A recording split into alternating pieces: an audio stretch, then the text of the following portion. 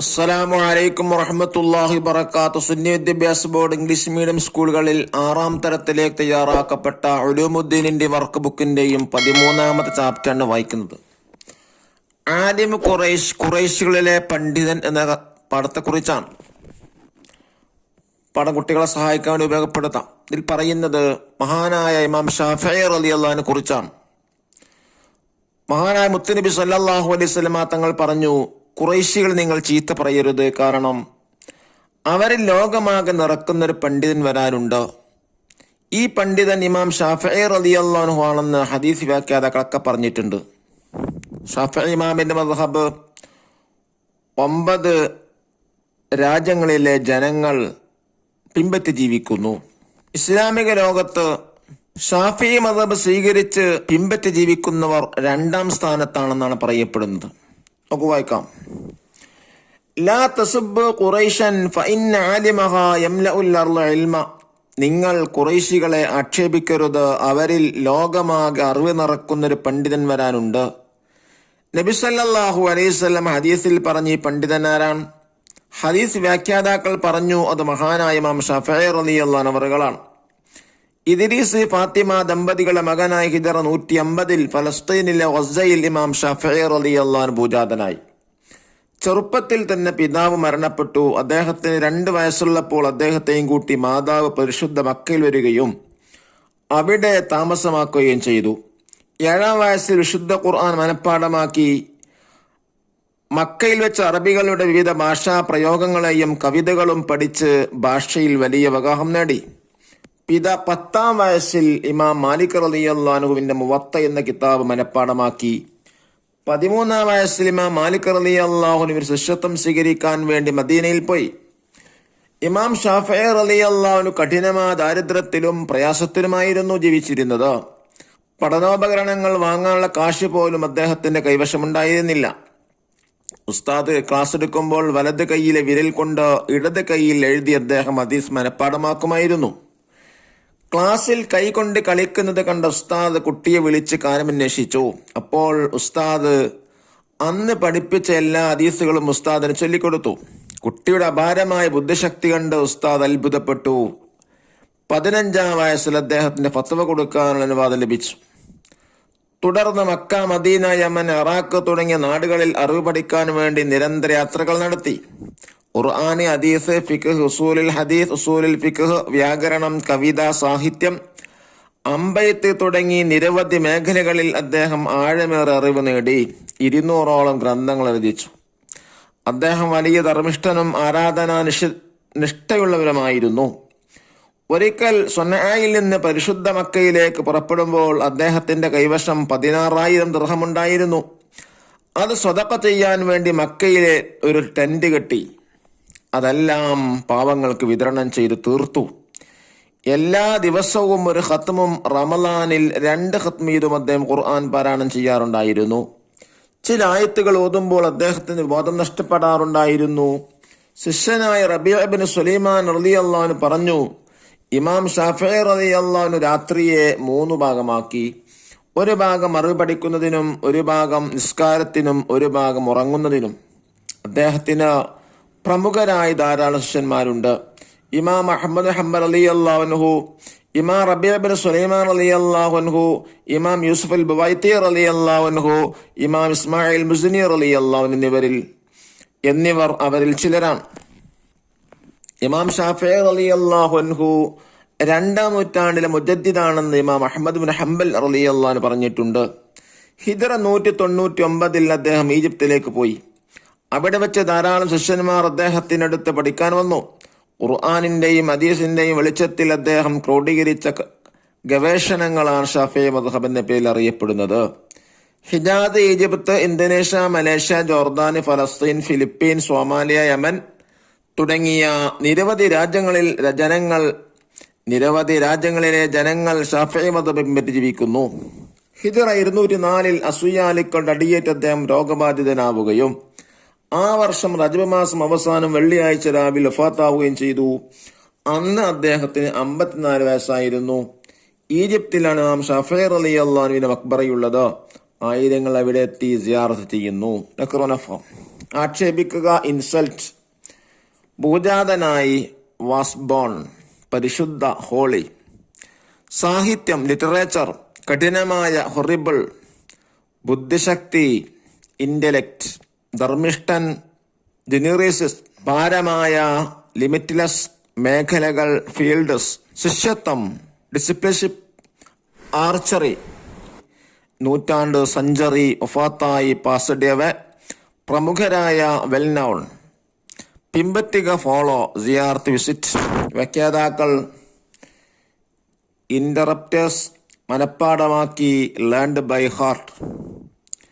വലിയ അവഗാഹം deep knowledge, വിവിധ ഭാഷാ പ്രയോഗങ്ങൾ വേരിയസ് സ്ലാങ്സ്. ആഴമേറിയ അറിവ് ഡീപ്പ് നോളജ്. പഠനോപകരണങ്ങൾ സ്റ്റഡി എയ്ഡ്സ്, അസൂയാലുക്കൾ. എൻവിയസ് പീപ്പിൾ, ആരാധനാനിഷ്ഠയുള്ള ഷിപ്പർ. രോഗബാധിതനാവുക ബിക്കം ഇൽ, ബോധം നഷ്ടപ്പെടുക ബിക്കം അൺകൺസ്യൂഷ്യസ്. ഗസ ഫലസ്തീനൊരു സ്ഥലം, മുജദ്ദിദ് പരിഷ്കർത്താവ്. ഫലസ്തീൻ പശ്ചിമേഷ്യയിലൊരു രാജ്യം. ആലിം ഖുറൈഷ്യൻ, ആലിമ് ഖുറൈശ്, ഖുറൈശി പണ്ഡിതൻ. സ്വനാ യമനിന്റെ തലസ്ഥാനം. നൂറുല്ലാഹി തആല, അല്ലാഹു തആലാന്റെ പ്രകാശം. ദിശന ബുദ്ധിവൈഭവം. പരിജ്ഞാനം അറിവ്. അവഗാഹം നല്ല കഴിവ്. അൽ മസ്ജിദുൽ ഹറാം, കാബയുടെ ചുറ്റുമുള്ള മസ്ജിദ്. ഇബാദത്തുകൾക്ക് ലക്ഷം പ്രതിഫലമുള്ള മസ്ജിദ്. ഖത്മുൽ ഖുർആൻ, ഖുർആൻ മുഴുവനും. ഖുർആൻ മുഴുവനായും ഒരു തവണ ഓതി തീർക്കൽ. ദഫ്തർ ത്വാലബ് നോക്കി തദ്രീബാത്തുകൾ ചെയ്യുക. എന്താണ് ഫസ്റ്റത്തെ വർക്ക്? നുഇദ് ജദ്വലൻ, കോളം പൂർത്തിയാക്കാനാണ്. അൽ ഇമാം ഷാഫിഈ റളിയല്ലാഹു അൻഹു, ഇമാം ഷാഫിഈ റളിയല്ലാഹുവിനെ കുറിച്ച് ആണ് ഇതിൽ ചോദിക്കുന്നത്. പൂർണ്ണനാമം മുഹമ്മദ് ബിൻ ഇദ്രീസ് ഷാഫിഈ റളിയല്ലാഹു അൻഹു. മാതാവ് ഫാത്തിമ. പിതാവ് ഇദ്രീസ്. ജനനം ഹിജ്റ 150. മക്കയിലെത്തിയത് 2 വയസ്സുള്ളപ്പോൾ. ഖുർആൻ മനഃപ്പാടമാക്കി 7-ാം വയസ്സിൽ. മുവത്ത മനഃപ്പാടമാക്കി 10-ാം വയസ്സിൽ.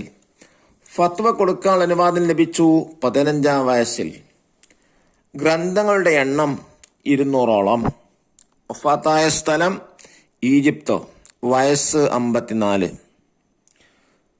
സെക്കൻഡ് ആക്ടിവിറ്റി നംല ഉൽ ഫറാഖ്, ഫിൽ ഇൻ ദ ബ്ലാങ്ക്. 1. നിങ്ങൾ ഖുറൈശികളെ ആക്ഷേപിക്കരുത്. 2. ഹിജ്റ 2-ാം നൂറ്റാണ്ടിൽ മുജദ്ദിദ് ഇമാം ഷാഫിഈ റളിയല്ലാഹു അൻഹു ആയിരുന്നു. 3. ഇമാം ഷാഫിഈ റളിയല്ലാഹു അൻഹു മക്കയിൽ വെച്ച് ഭാഷ പരിജ്ഞാനം നേടി. 4. ഇമാം ഷാഫിഈ റളിയല്ലാഹു അൻഹു റമളാനിൽ എല്ലാ ദിവസവും 2 ഖത്തം ഖുർആൻ ഓതിയിരുന്നു. 5. ഹിജ്റ 204 അസൂയാൽ കടിയേറ്റ അദ്ദേഹം രോഗബാധിതനായി. തേർഡ് ആക്ടിവ് നുജീബ് ഉത്തരം എഴുതാം. 1-ാമത്തെ ചോദ്യം, ഇമാം ഷാഫിഈ റളിയല്ലാഹുവിനെ കുറിച്ച് ഹദീസിൽ വന്നത് ലാ തസുബ്ബു ഖുറൈശൻ ഫഇന്ന ആലിമഹാ യംലഹു അൽ-അർള ഇൽമ. 2-ാമത്തെ ചോദ്യം, ഇമാം ഷാഫിഈ റളിയല്ലാഹുവിന്റെ കാര്യത്തിൽ ഗുരു അത്ഭുതപ്പെട്ടു, കാരണമെന്ത്? ക്ലാസ്സിൽ കൈകൊണ്ട് കളിക്കുന്നത് കണ്ട ഉസ്താദ് കുട്ടിയെ വിളിച്ച് കാര്യമന്വേഷിച്ചു. അപ്പോൾ ഉസ്താദ് അന്ന് പഠിപ്പിച്ച എല്ലാ ഹദീസുകളും ഉസ്താദിന് ചൊല്ലിക്കൊടുത്തു. അപാരമായ ബുദ്ധിശക്തി കൊണ്ട് ഉസ്താദ് അത്ഭുതപ്പെട്ടു. 3-ാമത്തെ ചോദ്യം, ഖുറൈശികളെ അധിക്ഷേപിക്കരുത്, കാരണമെന്ത്? അവരിൽ ലോകമാകെ നിറക്കുന്നൊരു പണ്ഡിതൻ വരാനുണ്ട്. 4-ാമത്തെ ചോദ്യം, ഇമാം ഷാഫിഈ റളിയല്ലാഹു അൻഹു ഭാഷയിൽ അവഗാഹം നേടിയതെങ്ങനെ? മക്കയിൽ അറബികളുടെ വിവിധ സംസാരങ്ങളും കവിതകളും പഠിച്ചു. 5-ാമത്തെ ചോദ്യം, ഇമാം ഷാഫിഈ റളിയല്ലാഹു അൻഹു ഇമാം മാലിക് റളിയല്ലാഹു അൻഹു ശിഷ്യത്വം സ്വീകരിച്ചത് എപ്പോൾ? 13-ാം വയസ്സിൽ ഇമാം മാലിക് റളിയല്ലാഹു അൻഹു ശിഷ്യത്വം സ്വീകരിക്കാൻ മദീനയിൽ പോയി. 6-ാമത്തെ ചോദ്യം, ഇമാം ഷാഫിഈ റളിയല്ലാഹു അൻഹു അറിവ് പഠിക്കാൻ യാത്ര ചെയ്തു. എവിടെയെല്ലാം? മക്ക, മദീന, യമൻ, ഇറാഖ് തുടങ്ങിയ നാടുകളിൽ യാത്ര ചെയ്തു. 7-ാമത്തെ ചോദ്യം, ഇമാം ഷാഫിഈ റളിയല്ലാഹു അൻഹു ഏതെല്ലാം അറിവുകൾ കരസ്ഥമാക്കി?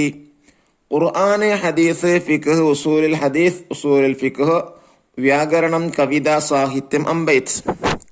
8-ാമത്തെ ക്വസ്റ്റ്യൻ, ഇമാം ഷാഫിഈ റളിയല്ലാഹു അൻഹുവിന്റെ ശിഷ്യന്മാരിൽ പ്രമുഖരായ 4 ആളെ പേരെഴുതാം. 1. ഇമാം അഹ്മദ് ഹംബൽ റളിയല്ലാഹു അൻഹു. 2. ഇമാം റബീഅ ബിൻ സുലൈമാൻ റളിയല്ലാഹു അൻഹു. 3 ഇമാം യൂസുഫ് അൽ ബുവൈത്തി റളിയല്ലാഹു അൻഹു, 4 ഇമാം ഇസ്മായിൽ മുസ്നി റളിയല്ലാഹു അൻഹു എന്നിവർ. 9ാമത്തെ ക്വസ്റ്റ്യൻ, ഇമാം ഷാഫി റളിയല്ലാഹു അൻഹുവിന്റെ വഫാത്തിന് കാരണമായ സംഭവം എന്ത്? ഹിജ്റ 204 അസൂയാലിക്കളുടെ അടിയേറ്റ് രോഗബാധിതനായി. 10ാമത്തെ ചോദ്യം, ഷാഫിഈ മദ്ഹബ് പിൻപറ്റി ജീവിക്കുന്നവർ കൂടുതലുള്ള 8 രാജ്യങ്ങളെ പേര് ഇതാ: Hijaz, Egypt, Indonesia, Malaysia, Jordan, ഫലസ്തീൻ, ഫിലിപ്പൈൻ, സോമാലിയ. ഇനി 4th ആക്ടിവിറ്റി, നുഈദ് മുദക്കിറ, കുറിപ്പ് തയ്യാറാക്കാനാണ്. 1. ഇമാം ഷാഫിഈ റളിയല്ലാഹു അൻഹുവിന്റെ ജീവചരിത്രം. ഇദ്രീസ് ഫാത്തിമ ദമ്പതികളുടെ മകനായ ഹിജ്റ 150 ഫലസ്തീൻ ഗസയിൽ ജനിച്ചു. ചെറുപ്പത്തിൽ തന്നെ പിതാവ് മരണപ്പെട്ടു. അദ്ദേഹത്തിന് 2 വയസ്സുള്ളപ്പോൾ മാതാവ് മക്കയിൽ വരികയും അവിടെ താമസമാക്കുകയും ചെയ്തു. 7ാം വയസ്സിൽ ഖുർആൻ മനഃപ്പാഠമാക്കി. മക്കയിൽ വെച്ച് അറബികളുടെ വിവിധ സംസാരങ്ങളും കവിതകളും പഠിച്ച് ഭാഷയിൽ വലിയ അവഗാഹം നേടി. 10ാം വയസ്സിൽ ഇമാം മാലിക് റളിയല്ലാഹു അൻഹുവിന് മുവത്ത എന്ന കിതാബ് മനഃപ്പാഠമാക്കി. 13ാം വയസ്സിൽ ഇമാം മാലിക് റളിയല്ലാഹു അൻഹു ശിഷ്യത്വം സ്വീകരിച്ചു. ഇനി അതിൽ 2 ഷാഫിഈ മദ്ഹബിനെ കുറിച്ച് എഴുതാനാണ്. ഖുർആനിന്റെയും ഹദീസിന്റെയും വെളിച്ചത്തിൽ അദ്ദേഹം ക്രോഡീകരിച്ച ഗവേഷണങ്ങളാണ് ഷാഫിഈ മദ്ഹബ് എന്ന പേരിൽ അറിയപ്പെടുന്നത്. Hijaz, Egypt, Indonesia, Malaysia, Jordan, ഫലസ്തീൻ, ഫിലിപ്പീൻ, സോമാലിയ, യമൻ തുടങ്ങിയ നിരവധി രാജ്യങ്ങളിൽ ജനങ്ങൾ ഷാഫിഈ മദ്ഹബ് പിൻപറ്റി ജീവിക്കുന്നു. ഇദ്രീസ് ഫാത്തിമ ദമ്പതികളുടെ മകനായ ഹിജ്റ 150 ഫലസ്തീൻ ഗസയിൽ ഇമാം ഷാഫിഈ റളിയല്ലാഹു അൻഹു പൂജാതനായി. ചെറുപ്പത്തിൽ തന്നെ പിതാവ് മരണപ്പെട്ടു. അദ്ദേഹം 2 വയസ്സുള്ളപ്പോൾ അദ്ദേഹത്തെയും കൂട്ടി മാതാവ് പരിശുദ്ധ മക്കയിൽ വരികയും അവിടെ താമസമാക്കുകയും ചെയ്തു. 7ാം വയസ്സിൽ വിശുദ്ധ ഖുർആൻ മനഃപ്പാഠമാക്കി. മക്കയിൽ വെച്ച് അറബികൾ വിവിധ ഭാഷാ പ്രയോഗങ്ങളും കവിതകളും പഠിച്ച് ഭാഷയിൽ വലിയ അവഗാഹം നേടി. 10ാം വയസ്സിൽ ഇമാം മാലിക് റളിയല്ലാഹു അൻഹുവിന് മുവത്ത എന്ന കിതാബ് മനഃപ്പാഠമാക്കി. 13ാം വയസ്സിൽ ഇമാം മാലിക് റളിയല്ലാഹു അൻഹു ശിഷ്യത്വം സ്വീകരിക്കാൻ വേണ്ടി മദീനയിൽ പോയി. അല്ലാഹു തആല മഹാന്മാരുടെ കൂടെ സ്വർഗത്തിൽ പ്രവേശിക്കാൻ നമുക്ക് തൗഫീക്ക് നൽകാൻ അനുഗ്രഹിക്കട്ടെ. അസ്സലാമു അലൈക്കും വറഹ്മത്തുള്ളാഹി വബറകാതുഹു.